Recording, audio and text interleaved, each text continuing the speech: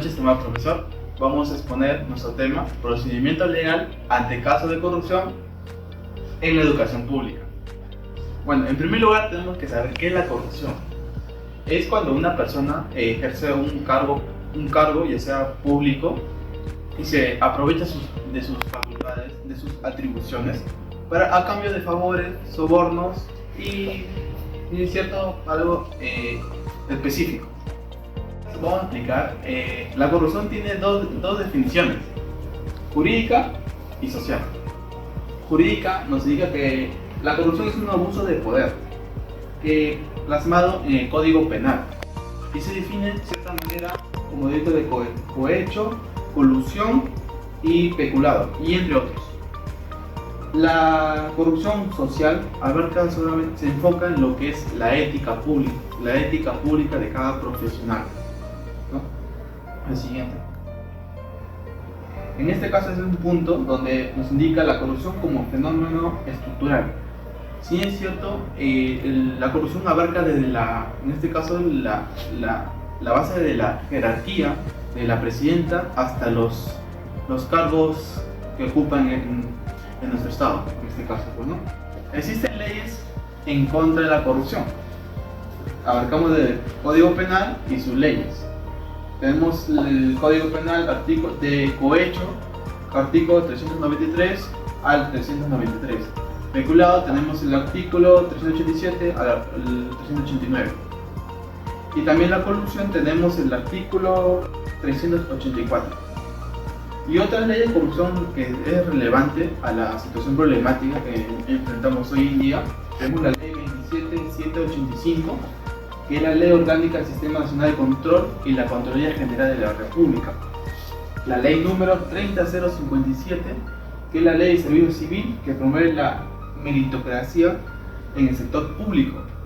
Asimismo también tenemos el decreto legislativo número 1327, que es la protección al denunciante en estos casos de hechos de corrupción. Pudiésemos hablar acerca del impacto de la corrupción en la educación pública. Como podemos ver, es un impacto negativo, ya que perjudica más que todo en los recursos, tal vez en la falta de trabajadores o docentes que puedan influir en la educación de los adolescentes y jóvenes. Muchas veces los recursos no llegan a las escuelas, por falta también de, recursos económicos, por falta de profesores, material, ya que eso requiere un apoyo esencial para la educación y el sistema educativo. Siguiente, por favor. Efectos en la calidad educativa. Como podemos ver, dice oportunidad para inscribirse al primer grado. Es difícil para los estudiantes acceder a una vacante, ya que las escuelas públicas han habido efectos que han perjudicado los derechos para que puedan estudiar debido a las causas que serían la corrupción. Oportunidad para continuar cada ciclo escolar. Cuando los recursos no están bien utilizados, llega a perjudicar a que los estudiantes puedan tener ese desinterés de querer seguir estudiando por la falta de becas o por materiales o alimentos, ya sea almuerzos o desayunos que ellos necesitan, ya que algunos estudiantes no tienen recursos económicos para poder sustentar ello. Oportunidades para adquirir conocimientos comparables. La educación debería ayudar a mejorar la vida de las personas, ya que de esta forma logramos, erradicar o mejorar un poco esa situación que es la corrupción. Además, se limita el crecimiento personal y económico. Oportunidad para expandir las posibilidades sociales y económicas. La educación debe ayudar a mejorar la vida y la calidad y el crecimiento para que los estudiantes puedan ejercerse y desarrollarse potencialmente. Siguiente. Pérdida de recursos públicos. Las principales causas se podría decir que sería la falta de recursos económicos, también la discriminación o la falta de infraestructura en las escuelas. Esta desigualdad genera una consecuencia a largo plazo, ya que eso limita el desarrollo de los estudiantes. Siguiente. Desigualdad en el acceso a la educación.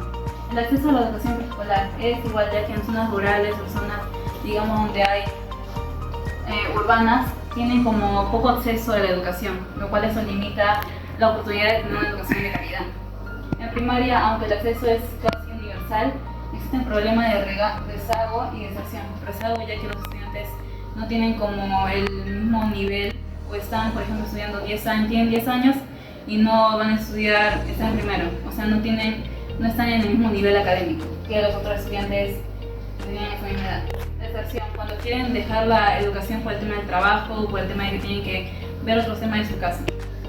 La secundaria. Muchos adolescentes abandonan la escuela por razones económicas.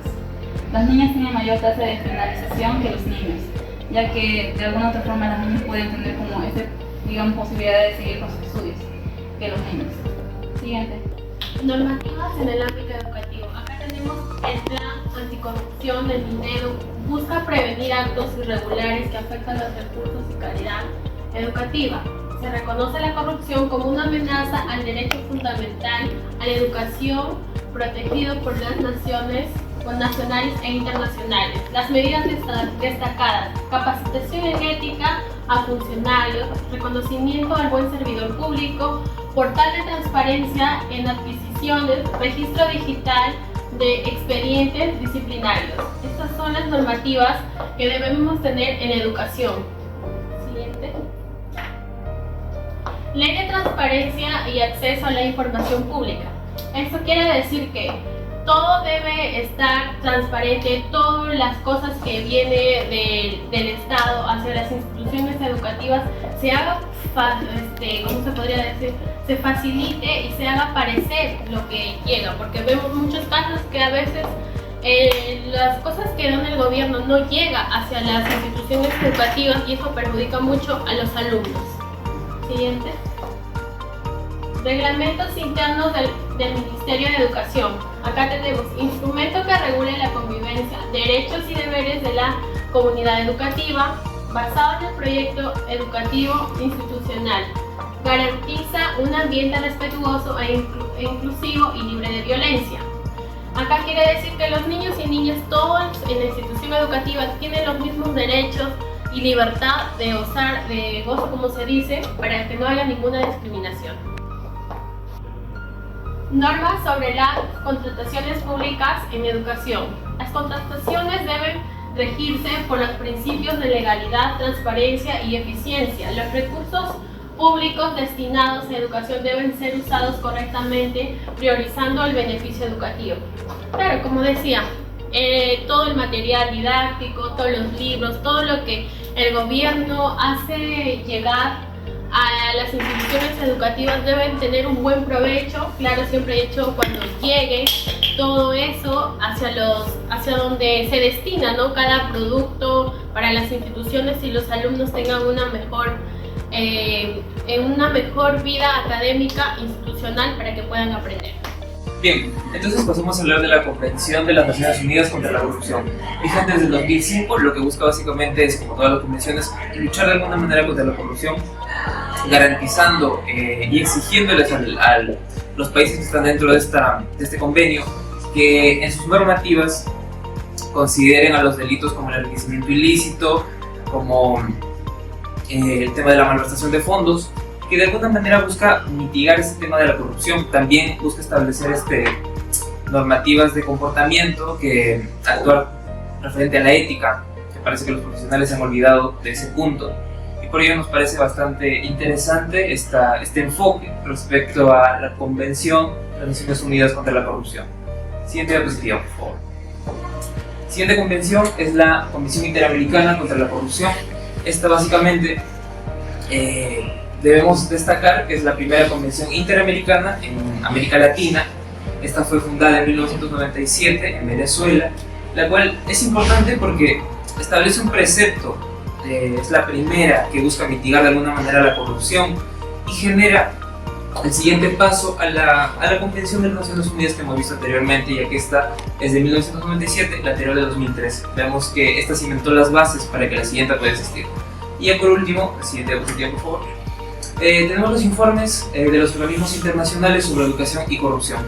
Básicamente las organizaciones se han juntado para establecer, como digo, diferentes informes. Por ejemplo, la UNESCO establece informes con una visión más ética sobre cómo tienen que actuar los profesionales, qué hay que hacer si identificamos corrupción en nuestras aulas, en nuestros centros educativos, en las universidades. Todo eso nos lo puede guiar la UNESCO. Por otro lado, también Transparencia Internacional es un informe global en el que se conglomeran distintos datos de corrupción de manera más general de desarrollo, el cual busca abarcar distintos casos de corrupción a nivel general. Muchas gracias.